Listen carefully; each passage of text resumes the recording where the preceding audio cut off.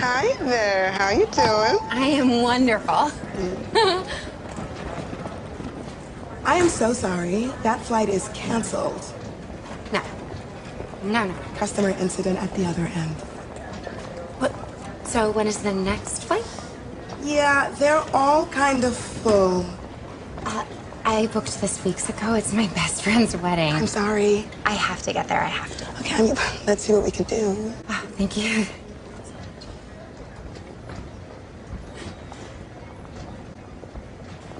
I see there's one standby seat on another plane leaving tonight. Oh, okay. That's reserved for members of our Prime Flight program. You gotta be a 4.2 or over to qualify. Oh, I'm a 4.2. I'm afraid you're actually a 4.183. Oh. Well, that's not my fault. Some woman dinged me down in the cab. Can't you just... I'm sorry, it won't let me book it without the correct ranking. But it's so close. There's just nothing I can do. Christ, I mean, surely. I'm gonna have to ask you to moderate your language then. Sorry, it's just...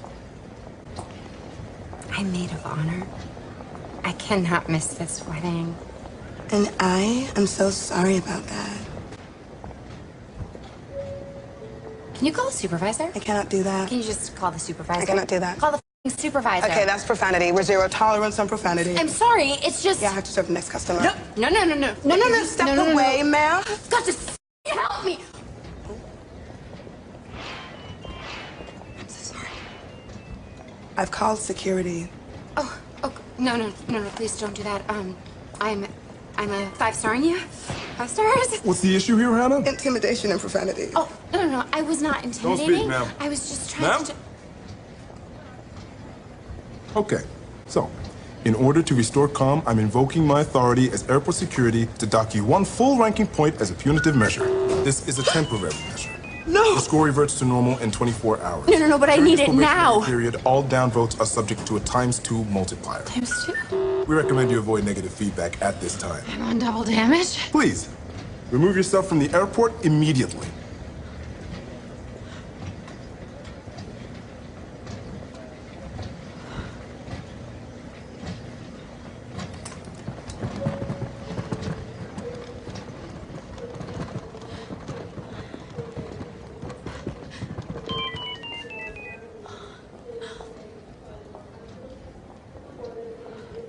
Okay, well, due to your ranking... China plans to give all of its 1.4 billion citizens a personal score based on how they behave. Ben Tracy is in China with what's behind the government's scoring system. Good morning. The government here says it is trying to purify society by rewarding those who are trustworthy and punishing those who are not. So like the credit score that most Americans get for how they handle their finances, Chinese citizens are now getting social credit scores based on everything from whether they pay their taxes on time to how they cross the street. When Leo Hu recently tried to book a flight, he was told he was banned from flying because he's on the list of untrustworthy people. Leo is a journalist who was ordered by a court to apologize for a series of tweets he wrote and was then told his apology was insincere. I can't buy property. My child can't go to private school, he says. You feel you're being controlled by the list all the time. And the list is now getting longer, as every Chinese citizen is being assigned a social credit score, a fluctuating rating based on a range of behaviors. It's believed that community service and buying Chinese-made products can raise your score. Fraud, tax evasion, and smoking in non-smoking areas can drop it. If a score gets too low, a person can be banned from buying plane and train tickets, real estate, cars, and even high-speed internet. It's a good thing, this woman says. There should be punishment for people who can't behave. China's growing network of surveillance cameras makes all of this possible. The country already has an estimated 176 million cameras, and it plans to have more than 600 million installed by 2020. It can recognize more than 4,000 vehicles. Xu Li is the CEO of SenseTime, one of China's most successful artificial intelligence companies. It has created smart cameras for the government that can help catch criminals, but also track average citizens. This knows every person, every bike, every car, every bus. In several big cities in China, including here in Shanghai, the government is even tracking jaywalkers. Cameras record them going through intersections, zero in on their face, and then publicly shame them on nearby video screens. Now, there are upsides for people the Chinese government considers trustworthy. They can actually get better interest rates at banks, they can get discounts on their energy bills, and China's largest online dating site reportedly even boosts the profiles of people with high social credit scores. Ben Tracy is in Beijing to show us what a nearly cashless society actually looks like. Ben, good morning. Good morning. So when I moved here to China a couple of months ago, I kept getting funny looks every time I would pull cash out of my wallet to pay for things. And then I got one of these. It's a code on my phone, and now I can basically buy anything here in China. When you pay for something, how do you pay for it? Mobile phone. On the streets of Beijing, cash is definitely not king. What do you think of people who use cash to pay for things? That's rare and weird, he says. Only the elderly and people who don't know how to use a phone pay cash. I rarely take my wallet when I go out, just my phone. That's because those phones can buy just about anything, from clothes in the store to steamed buns on the street. One of the big reasons mobile payments have caught on so quickly here in China is because of what most people here don't have in their wallets: credit cards. They basically went from a cash-based society to a cashless one and skipped the step in between. China has leapfrogged the U.S. into going to a cashless society. Andy Mock is an economist in Beijing. He says China's cashless revolution has happened in just 3 years. From the farmer's market to the musician on the street playing for a mobile tip. You can give a homeless person money with your phone. You would never see that in the U.S. The fanciest hotels to the most humble street-side shacks will all use QR codes. The Chinese are comfortable doing everything on their phones, while in the U.S., credit cards and online shopping via personal computers still rule. These kinds of legacy technologies make any adoption of newer generations of technologies much more slower. So in this sense, I think the U.S. has a little bit of catching up to do. Feel like your boss is a little bit of a micromanager, always looking over your shoulder? Be grateful that they're not peering into your brain. Yes, we're being grateful. That's not the case for a number of workers in China, the nation competing for the global superlative of most dystopian. Quote, emotional surveillance system is allowing supervisors to scrutinize employees' brainwaves for signs of distress, according to a report from the South China Morning Post. Here's how it works. Lightweight sensors embedded in workers' hats or helmets wirelessly transmit the wearer's brainwave data to a computer. It probably works a bit like an electroencephalogram, EEG.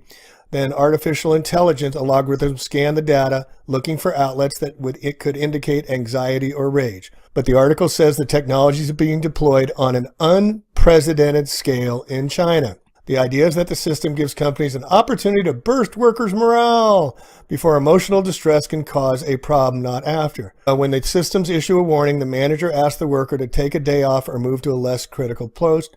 Some jobs require higher concentration. There's no room for a mistake. What we plan to do is work with them to advance a tattoo that could be used for authentication.